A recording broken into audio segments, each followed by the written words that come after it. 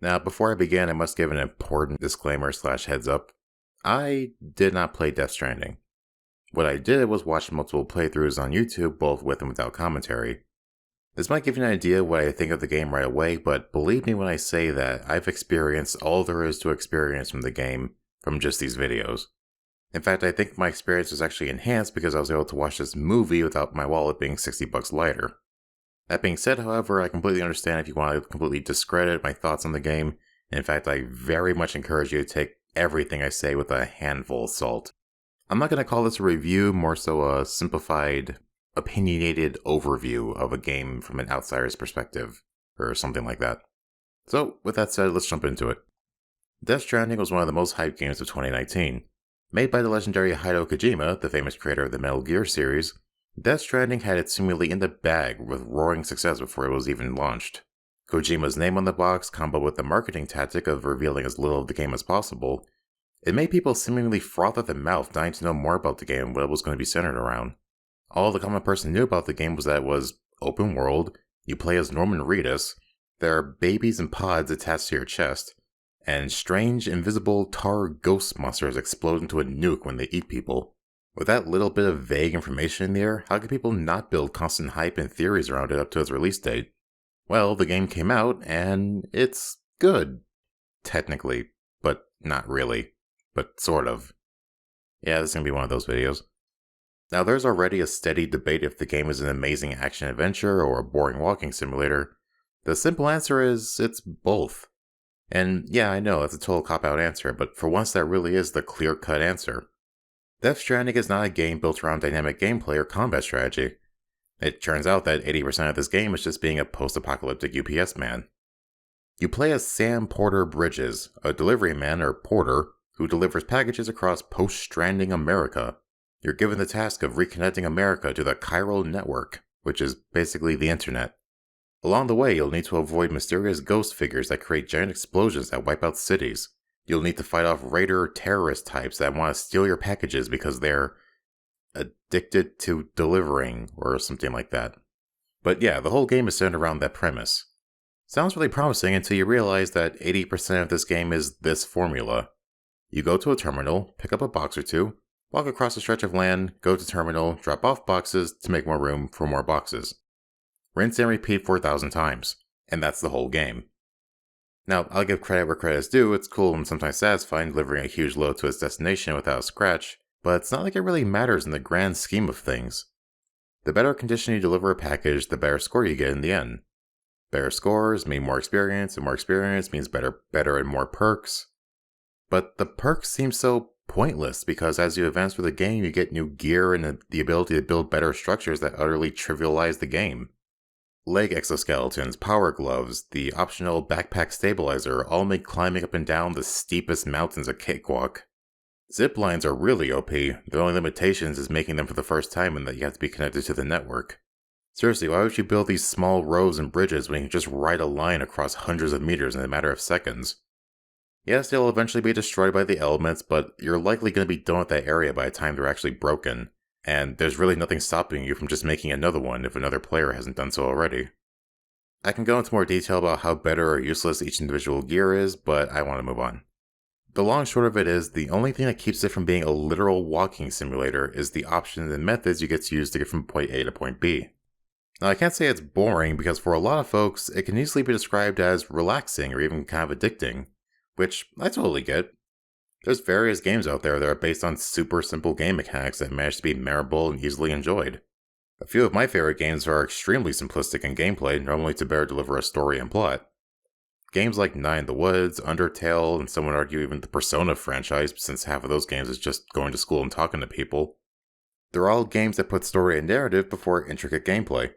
The game that I could best describe Death Stranding to is The Last Guardian. It's an amazing story told through repetitive but simplistic gameplay. I think what shines such a dim light on Death Stranding's gameplay is just how repetitive and plain it is. From the literal start of the game to the literal end of the game, you walk from one area to another and rarely does the narrative actually affect what happens in between. It's literally just fetch quests from Skyrim, or any other insert open world game. There's a few times where stakes are raised, like when you're given a super specific parameter to delivering a package, Like, you can't shake it too much or drop it or get it wet. But again, it's really hard to mess these things up unless you just flat out yeet it off a cliff. Zip lines, trucks, the floater crates all make it impossible to fail these deliveries. There are two major obstacles that keep you on your toes during your journey. Somewhat minor gameplay spoilers, but I'll try to be vague. The two biggest obstacles in the game, besides the rough terrain, is the BTs and raiders, named mules. These would be great elements that add challenge and decent risk factor that would push the players to really plan and strategize their delivery routes. But instead, all they do is just serve to slow you down and mildly hamper your delivery speed. Plus, any sort of risk factor they provide is pretty quickly thrown out the window because of just how OP Sam is. First off, the BTs, the ghosts, the core enemy/monster of the entire game. They were a dire threat, both gameplay and narratively speaking. They're invisible, and the only way that you can see them is by using the pod baby to avoid walking into them. Getting spotted by one would cause a tar pool to build up around you, and if you couldn't get out fast enough, you trigger a mini-boss that could really easily kill you if you didn't get away fast enough. This was an amazing factor to deal with that could have made delivering packages a real challenge in the post-apocalyptic world. But as it turns out, Sam has what can simply be described as anti-ghost blood. His blood can effectively kill BTs, and although that's a totally workable plot device to give characters a fighting chance in this hellscape, they went way overboard with it. Every weapon has a variant or mode that uses Sam's blood. That includes grenades, rockets, and bullets. There's even a knife that Sam gets that lets you do finishers on them. So unless you somehow find yourself without any of that, there's no reason you should ever get slowed down or killed or let alone annoyed by the BTs. Thus, they're basically reduced to a minor inconvenience that you occasionally have to deal with. Also, minor story spoiler, I just want to mention how kind of silly it is how nonchalant people are about you being able to kill BTs.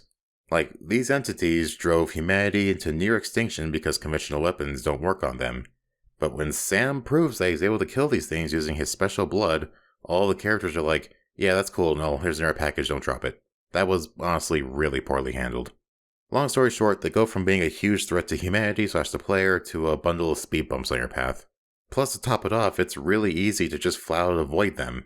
You can just get on a truck or a bike or just run, and honestly, they can't get you because they're so stagnant and slow. Anyways, secondly, the mules. Not much to say about them. While being effectively more of a hindrance than the BTs with their ranged weapons and vehicle disablers, they're easily dealt with early game by just punching them a couple times. Mid-game, you can just shoot them with the bola gun and kick them while they're down. And late game, if you're not just zooming past them by that point, just shoot them with the non-lethal bullets or, again, the bola gun. The bola gun's really damn OP. Plus, not to mention on top of it all, they're so spread out and few and far between that most times you'll only run into a mule or even BTs every 3 to 4 deliveries. But once again, that can all be argued away by the simple fact that combat and general gameplay was clearly not the bigger focus of the game. But with that being said, I think it's a good time to actually talk about the focus of the game, the story. Was the story good? Absolutely. The story is almost a good enough reason to buy the game on its own. It's no Oscar winner, but it's interesting enough to get folks invested into the story and settings to make them want to look into the lore and history of the world. All the characters are memorable and super unique, although kind of one note. Each important character has a backstory and motive for what they do and why they do it. Various characters have great development that makes them sometimes more sympathetic and in some cases even relatable. Now, because I want this video to be as spoiler-free as possible, I can't really go into detail about what happens in pretty much any point, but you just gotta take my word for it when I say that the story carries this game. And honestly, I think this is the most agreed upon opinion, that the game itself is what's holding back the story. It's not the first game that can basically be described as more of a movie than a video game, my most infamous example being Asura's Wrath, a game that's basically a huge movie told through a button mashing and QuickTime events. Death Stranding's story is so disconnected from the actual gameplay though that it can actually be somewhat disorientating. Like there'll be various cutscenes and events that happen right in front of you, but when you return to the in-game, all the characters start recapping what you literally just saw in front of you. Or characters start taking turns explaining the same directions and narrative to you over and over and over again. Also, sometimes characters just flat out don't keep up with what's going on, the worst offender being the main character, Sam. It's not too frequent enough to completely throw you off, but it does get a little irritating how the game makes triple sure that the player knows what's going on and then some, but Sam is like 3 chapters behind and still confused with what's going on. Quick story spoiler, skip to this time if you're trying to stay as blind as possible. There's a super key important character, Cliff Unger. This man is after your pod baby. It's heavily implied that he's your pod baby's father.